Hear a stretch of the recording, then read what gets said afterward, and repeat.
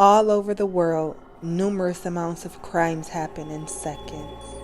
Some willingly partaking and some unknowingly. But we will never stop spreading the word until the criminals are captured.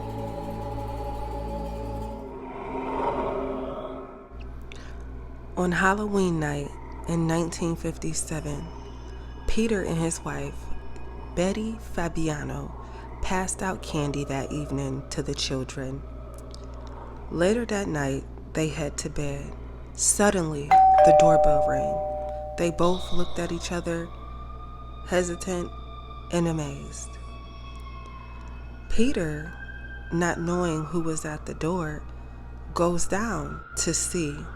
As he looks out the door and sees someone who he thinks is dressed as a trick-or-treater.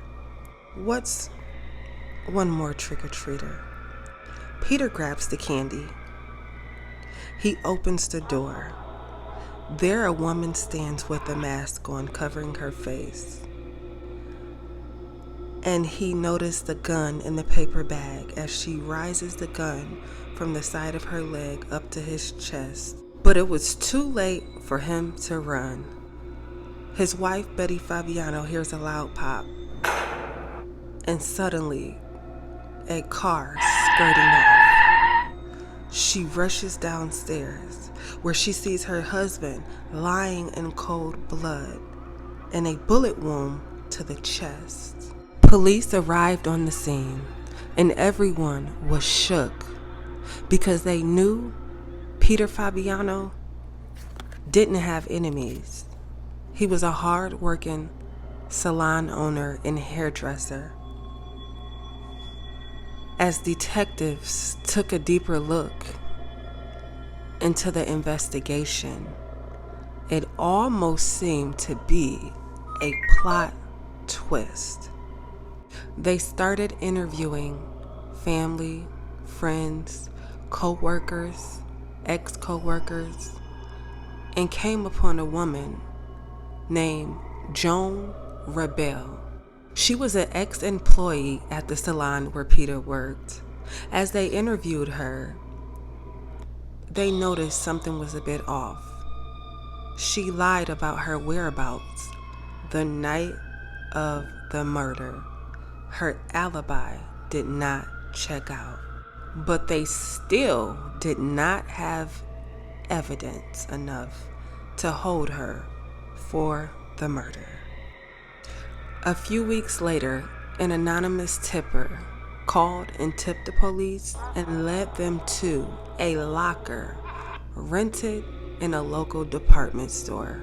Police got warrant to search the locker. They open the locker and they find a .38 revolver, the same size bullets that was used to kill Peter Fabiano. The locker came back to a woman named Godine Pizer, who had no criminal history and worked at a local children's hospital.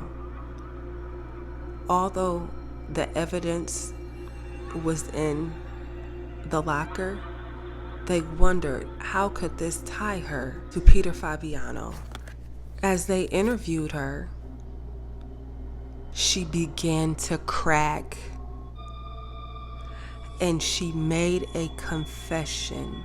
Her and Joan Rebel were lovers, and they had been lovers for months.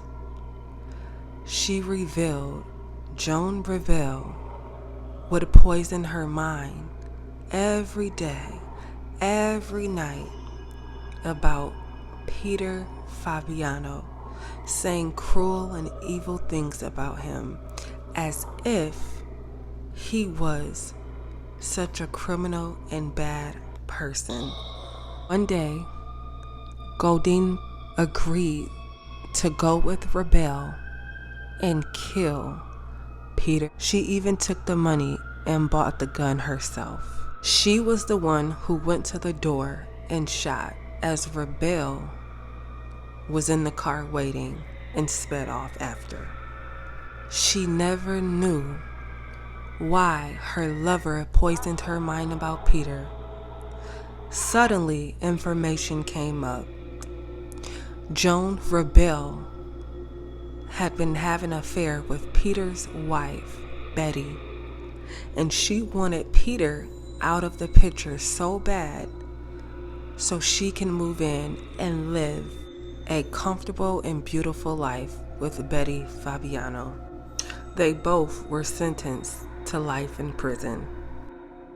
The message for today is do not be fooled by the one you love, because your world could come crashing down.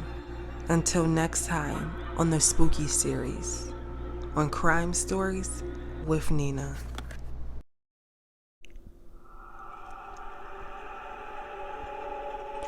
As we continue to pray for the healing of this nation and let God rule and reign, we won't stop fighting, because most of all, we want justice.